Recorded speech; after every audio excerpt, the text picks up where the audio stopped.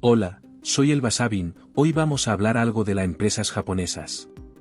Hay estudios para entender mejor cuáles son las empresas más longevas del mundo, y cuáles son los factores comunes que las hacen duraderas. Según un estudio existen 5,586 empresas de más de 200 años, de las cuales 3,146 están en Japón. En segundo lugar está Alemania con 837 y en tercer lugar Holanda y Francia, ambas con 196. Parece que una de las claves para que una empresa siga activa durante muchos años, es la cantidad de personas que trabajan en ella. Resulta que casi el 90% de las empresas de más 100 años de historia poseen menos de 300 empleados.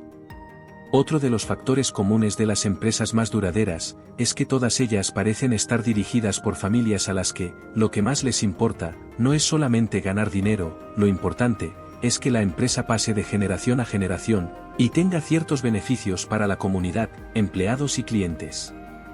Los japoneses son especialmente buenos cuidando estos aspectos en la empresa. Algunos lo critican como algo malo, diciendo que las empresas deben morir y nacer para que el país progrese.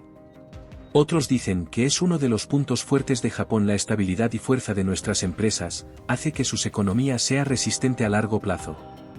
En la actualidad, las empresas más duraderas en Japón se dedican a la construcción, hostelería, metalurgia y servicios.